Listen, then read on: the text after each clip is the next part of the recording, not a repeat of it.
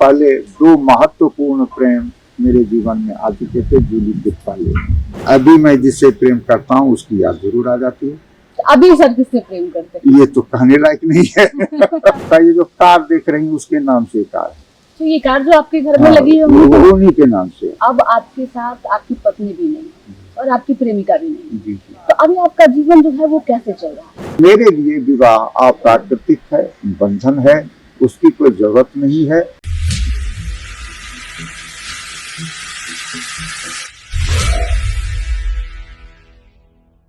नमस्कार, आप देख रहे हैं संक्षिप्त। मैं हूं आपके साथ अमृता पांडे। आज के हमारे खास प्रोग्राम 360 डिग्री में आपका बहुत बहुत स्वागत है। इस खास कार्यक्रम में हम एक ऐसे व्यक्ति या फिर ऐसे विषय पे बात करते हैं जिसपे हम पूर्ण रूप से चर्चा करते हैं, एक एक पहलुओं पे चर्चा करते हैं और लंबी बातचीत होती है। आज इस वीडियो में हम आपको एक ऐसे शख्स से मिलवाने वाले हैं जो 21वीं सदी में प्रेम को एक अलग ढंग से परिभाषित करता है। इसके साथ ही जब बात प्रेम की हो तो इनका नाम जो है वो काफी चर्चा में रहता है। लोग जो है इनको काफी सम्मान भी देते हैं।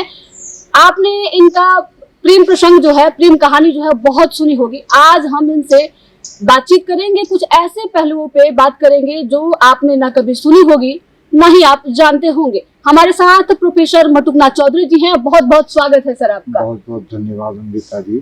तो प्रेम की परिभाषा क्या होती है सर आपके हिसाब से? प्रेम में कितना सम्मान होना चाहिए और किस नजरिए से? अब देखिए, प्रेम की परिभाषा शब्द में ही प्रेम करने से रोक दिया। जो ही आप प्रेम को परिभाषित नहीं किया जा सकता, क्योंकि अनंत को कैसे परिभाषित, जिसका कि पट अभी तक पूरी तरह से खुला नहीं।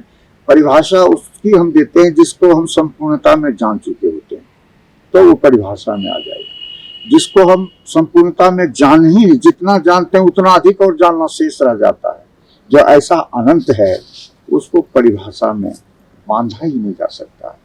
एक पक्ष तो ये है। दूसरा पक्ष यह है कि जो ही आप किसी चीज को परिभाषित करती हैं तो फिर परिभाषा के अनुसार आदमी जीना शुरू कर देता है, पर जीना उसी समय खत्म हो जाएगा। तो परिभाषा नहीं करनी चाहिए। लेकिन मोटा मोटी इतना तो जरूर मैं कहूँगा कि प्रेम वो चीज है जिसमें दो दिल मिलते हैं और जो दूसरा दिल होता है वो अपने से ज्यादा प्रधान हो जाता है। ये भाव अगर आ गया कि हमसे ज्यादा मुख्य है वो, हमसे ज्यादा उनका कष्ट, कि अपना जो पहाड़ सा दुख है वो धूल कण के समान लगे और मित्र का जो दुख धूल के समान है वो पहाड़ जैसा लगने लगे, तो समझिए कि सच्ची मित्रता है। अच्छा सर, प्रेमिका और पत्नी में क्या अंतर है? पत्नी एक सामाजिक व्यवस्था की तरह अप्राकृतिक चीज है। एक तरह से कहिए तो आप मनुष्य जाति को छोड़कर कहीं भी प्रकृति में विवाह नहीं देखिएगा। इसलिए विवाह एक तरह से मैं समझता हूँ जो स्वरूप है वो विकृति है कि अनजान से आपका विवाह होता है। भविष्य में पता नहीं पटरी बैठेगी कि नहीं बैठेगी, नहीं बैठेगी तो भी धोना है। इसलिए विवाह को मैं अप्रासंगिक अप्राकृतिक मानता हूँ अपने लिए। ये जो मेरे लिए सत्य हुए दूसरे के लिए सत्य नहीं। जो विवाह को समझते वो विवाह जरूर करें, वो विवाह में रहें, जैसा वो चाहते हैं वैसा करें। ये नहीं कि कोई एक दूसरे पर अपनी विचारधारा थोपे कि मेरे जैसा ही रहे। जैसे मैं चाहता हूँ ऐसा ही जीवन, तो मैं ये नहीं कहता हूँ कि ऐसा जीवन तुम भी जिए। तुम अपने हिसाब से जियो। जैसे मैं अपने हिसाब से जी रहा हूँ वैसे भी तुम अपने हिसाब से जियो। तो मेरे लिए विवाह अप्राकृतिक है, बंधन है, उसकी कोई जरूरत नहीं है। और मैं कितना खुला हूँ, अभी चाहूं तो किसी से प्रेम कर सकता हूं, मुझे कोई रोकने वाला नहीं। लेकिन विवाह में ऐसा होगा, आप चाहें तो किसी से प्रेम कर सकते हैं, तो वही दुख है। इतनी स्वतंत्रता, और प्रेम से भी बड़ी चीज है स्वतंत्रता। जो स्वतंत्र नहीं है उसके पास कोई जीवन नहीं है। प्रेम, और मैंने कहा एक जगह कि प्रेम और स्वतंत्रता में झंझट हो जाए, लड़ाई हो जाए, तो मैं प्रेम को छोड़कर स्वतंत्रता के पक्ष में चला जाऊंगा। एक समय में जूली और मटुकनाथ की प्रेम कहानी जो है वो काफी चर्चा में आई थी, लोग मिसाल दिया करते थे।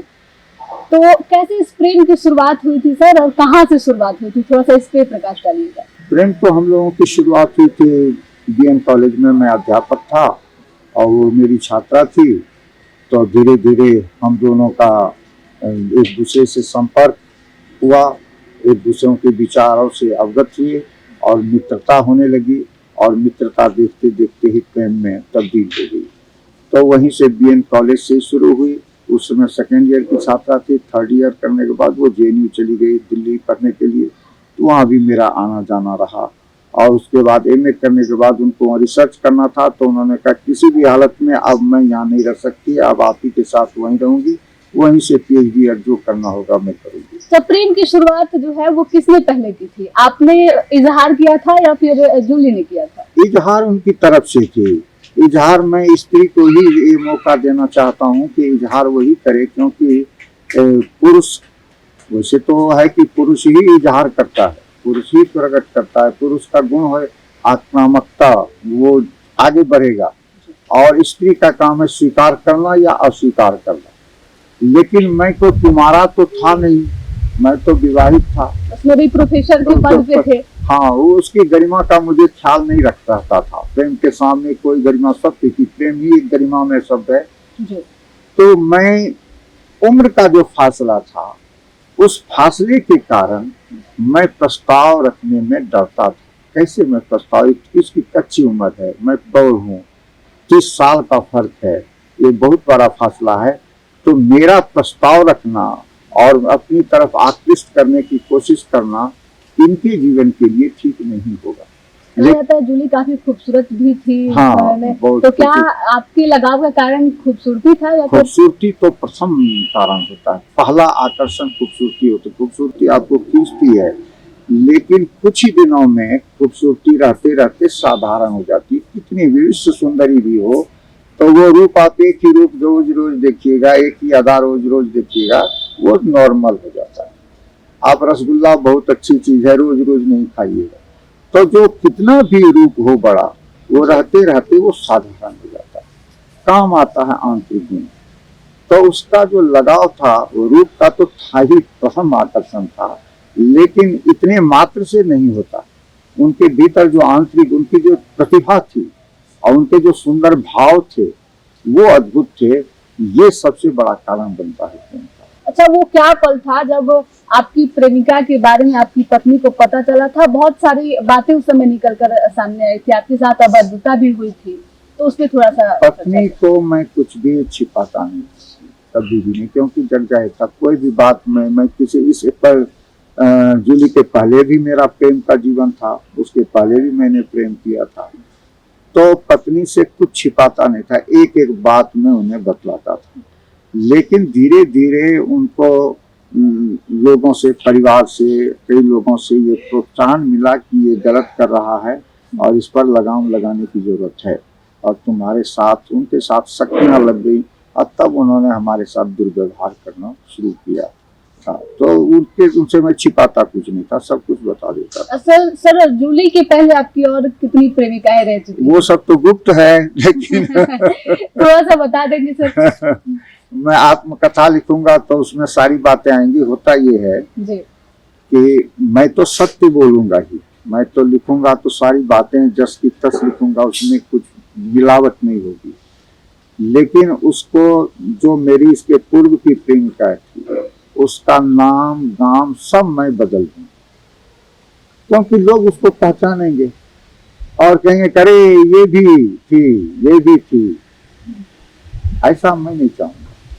इसलिए मैं ये इतना ही कहूंगा कि उसके पहले 2 महत्वपूर्ण प्रेम मेरे जीवन में आ चुके थे, जूली के पहले, और उसका जिक्र में आत्मकथा, लेकिन वो कौन चीज कहाँ की थी ये सब मैं नहीं कहूंगा, लेकिन सारी बातें कह दूंगा आत्मकथा में। जूली के पहले मेरे 2-3 प्रेम थे।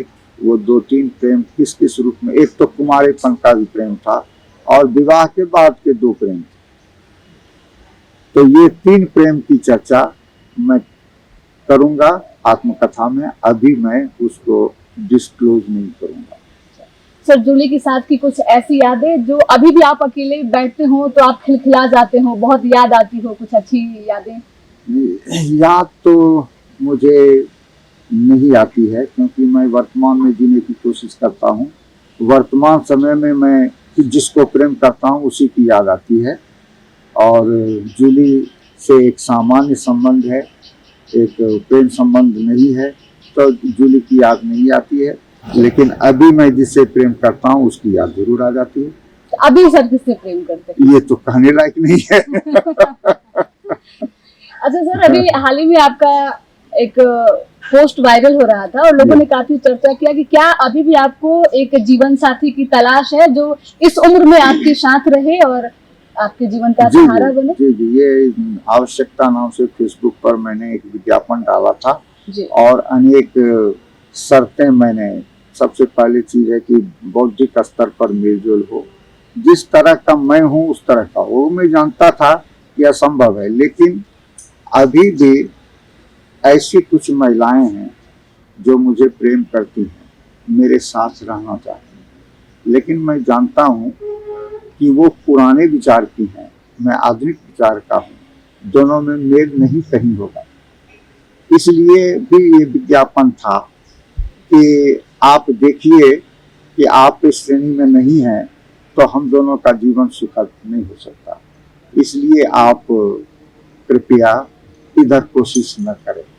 ये भी एक था, मतलब कई शर्तें लिखी थी कि परनिंदा में रुचि उनकी न हो, धन का लोभ उसके भीतर न हो, स्त्रियां अक्सर धन देखकर ही आकृष्ट होती हैं, तो वो चीज मैंने काट दी कि अगर धन देखना है तो फिर हम उसे दोस्ती नहीं सकती, हम ही प्रधान हो। जैसे जूली के लिए मैं प्रधान था, उनके नाम से घर है, पटना में मैंने फ्लैट लिया था, अभी भी है, वो मैं कहता हूँ कि आओ और इसको बेच के पैसा लेकर चली जाओ, नहीं तो पैसा दूसरे का हो जाएगा, घर दूसरे का हो जाएगा, कहती है हमको कुछ लेना देना नहीं।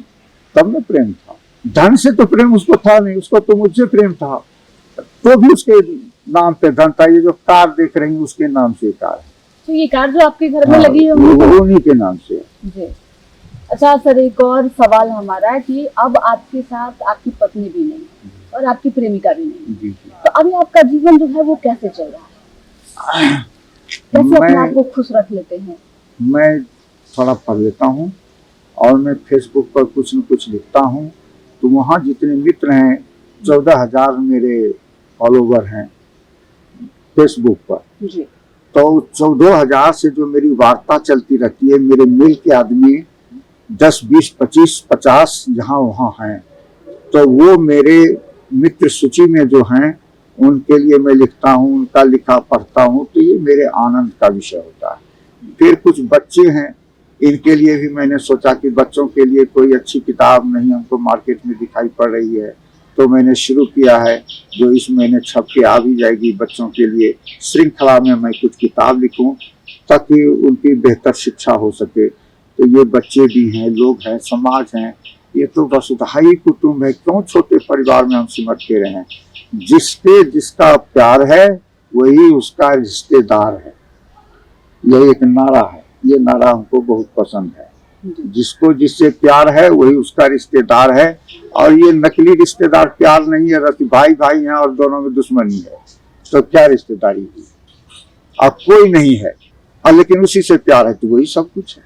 अच्छा, जूली के बाद अब मटुकनाथ सर को किसी से प्यार हो सकता है? बिल्कुल, कोई और प्रेमिका चल ही रहा, आ सकती है? एकदम आ सकती है, आने वाली है, आ ही जाएगी, आने वाली है, आ ही जाएगी। कोई कब तक चांस है आ जाने की?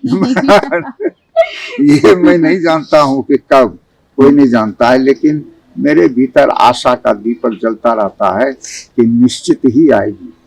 अभी भी उम्मीद है कि कोई? अभी क्यों नहीं उम्मीद, अभी तो मैं प्रेम की दृष्टि से ज्यादा योग्य हुआ हूँ पहले की तुलना में, ज्यादा अनुभवी आदमी हुआ हूँ पहले की तुलना में, अभी तो और ज्यादा आशा हमारे भीतर है। चलते चलते सर, अंतिम सवाल कि आप पटना विश्वविद्यालय से जुड़े हुए वहाँ के प्रोफेसर रह चुके हैं, इतनी सुख सुविधाएं हैं आपके पास, शहर में, पटना जैसे शहर में आपके फ्लैट है जहाँ पे आप ऐशो आराम से रह सकते हैं, लेकिन आप इस छोटे से गाँव में रहते हैं, क्या इसका कारण है? आपने भी महसूस किया होगा, थोड़ा सुकून महसूस किया होगा यहाँ आने के देखने के बाद।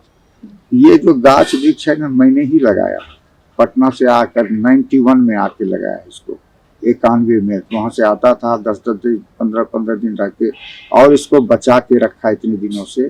तो इनसे मोहब्बत है, और इससे अगर आपको मोहब्बत हो जाए तो ये एक बड़ी ऊर्जा, ये ऐसी चीज है कि ये आपको देने के सिवा लेना जानता नहीं। वृक्ष कबम नहीं फल भखे, नदी न संचय नीर परमारथ के कारण साधु धराशरी। साधुओं इसी से प्रेरणा लेते हैं कि इनके जैसा मैं बनूं, कि लोगों को देना ही देना है।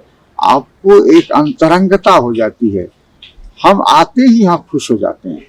तो ये हमको लगता है कि ये गाछ वृक्ष के कारण ही मेरे साथ ऐसा होता है। ये पर्यावरण जो है प्रदूषण रहित क्षेत्र है, इस कारण मुझे बहुत अच्छा। यहाँ की धूप भी वह पटने की धूप से ज्यादा प्यारी होती है, क्योंकि इसमें कुछ हरियाली का मिश्रण होता है।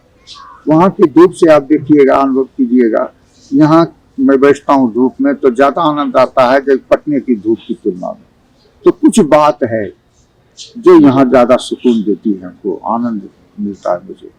और कई लोग आते हैं, कई पर्यावरणविद सब भी आए, फोटो देखा हमारे स्कूल का, तो दूर से यात्रा करने की मैं देखने, तो प्रवेश करते ही उन्होंने कहा कि एक अलग ही ऑरा इस क्षेत्र का है, अलग ही। कई लोग तो आए जो कहते हैं कि हम अब जाना ही नहीं चाहते हैं, नौकरी है तो क्या करेंगे, जाना पड़ेगा, लेकिन हमारी जाने की इच्छा नहीं है। ऐसा ऐसा लोगों का हो जाता है। बिल्कुल, ये आपका जो रहने का जगह है ये काफी खूबसूरत है। हम लोगों ने भी जब सुबह आया तो इस चीज को महसूस किया कि वाकई यहाँ सुकून है। सर, अभी एक और सवाल हम आपसे जाते जाते पूछना चाहेंगे कि अभी आपको कभी अकेलापन महसूस होता हो या फिर अपने आप को खुश रखने के लिए सर क्या करते हैं? सबसे अच्छा कदम अभी आप क्या उठाते हैं? सबसे अच्छा कदम ये जो मोबाइल है ना, वरदान है। ये मोबाइल में उठाता हूँ, वहाँ जो मैं लिखता हूँ, कुछ लिखने की जो तैयारी करता हूँ, सोचता हूँ, वो मेरा प्रधान विषय आनंद का। वो सोचता हूँ कि अभी मैं लिखूंगा तो हजारों लोगों के पास चला जाएगा, हजारों लोग प्रतिक्रिया देंगे, तो वो मेरा आनंद का एक विषय है। दूसरा, बहुत अच्छा रील बनाता है आदमी सब, वो रील मैं देखता हूँ, वीडियो देखता हूँ। आप भी बनाते हैं या फिर सिर्फ देखते हैं? नहीं, मैं नहीं बनाता हूँ, लेकिन मैं बनाना चाहता हूँ। तो बनाना चाहते हैं कोई टेक्निकल हैंड हो जाए यहाँ जो, तो मैं रोज एक रील बनाना चाहता हूँ, नए नए विषय पर, नई नई चीज को लेकर। केवल एक ऐसे आदमी की जरूरत है, वो भी वक्त पड़ने पर शायद आ जाए, जो कि टेक्निकल ज्ञान मुझे नहीं है, तो आइडिया लेकिन है। मैं कह सकता हूँ कि एक मित्र ने कहा है कि वो भी पत्रकारिता से जुड़े हुए हैं, कि मैं आपके साथ मिलकर कुछ डॉक्यूमेंट्री फिल्म बनाऊंगा। तो हमने कहा मेरा आइडिया होगा, मेरी पटकथा होगी, लेकिन वो टेक्निकल जो रूप प्रस्तुतिकरण है आप देखेंगे। तो मेरे मन में भी है कि नए नए विषय को लेकर रील बनाऊं। मैं रील देखता हूं, उसमें कपिल शर्मा का शो भी है, वो भी देखता हूं। गायकी का है, इंडियन आइडल वगैरह जो है, अच्छे अच्छे छोटे छोटे बच्चे लाजवाब गाते हैं, तो वो सब देखकर मैं आनंद विभोर हो जाता हूँ। मेरे आनंद का क्षेत्र अभी ये समझिए कि एक मोबाइल में केंद्रित हो गया है, सारी दुनिया वहाँ पर हमको मिल जाती है। अकेलेपन को मोबाइल जो है वो दूर कर देता है। हाँ, अकेलापन मैं महसूस नहीं करता हूँ।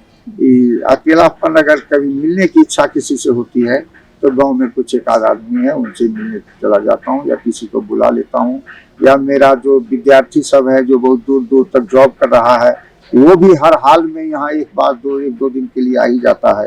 तो अकेलापन जैसा मुझे महसूस नहीं होता। अच्छा जूलिया, अचानक से अगर इच्छा प्रकट करती हैं आपके साथ रहने की, तो क्या अचानक से मैं स्वीकार कर लूंगा? अचानक से स्वीकार कर लूंगा जी, तो इसमें दिक्कत नहीं है। चलिए, न जमीन मिली न फलक मिला, सफर में अंधा परिंदा। जूली और बटुकनाथ चौधरी की प्रेम कहानी इन दिनों कुछ ऐसे ही मोड़ पे है। 21वीं सदी की जो है वो सबसे प्रचलित प्रेम कहानी है। इनको लव गुरु के नाम से भी जाना जाता है। हालांकि पटना विश्वविद्यालय से इनका पुराना नाता रहा है, वहाँ प्रोफेसर के तौर पे इन्होंने काम किया है, काफी लंबा समय इन्होंने बिताया है। लेकिन अभी जो इनकी स्थितियां हैं वो शहर को छोड़ के एक छोटे से गांव में ये रहते हैं, यहाँ पे खुशहाली से अपना जीवन यापन करते हैं। इस वीडियो को लेकर आप क्या सोचते हैं? अपनी एक प्रतिक्रिया हमें कमेंट बॉक्स में जरूर दीजिएगा। और अभी हमने सर से प्रेम की कई सारी परिभाषाएं जानने का प्रयास किया। आपके नज़र में प्रेम की क्या परिभाषा है, आप भी हमें कमेंट करके जरूर बता सकते हैं।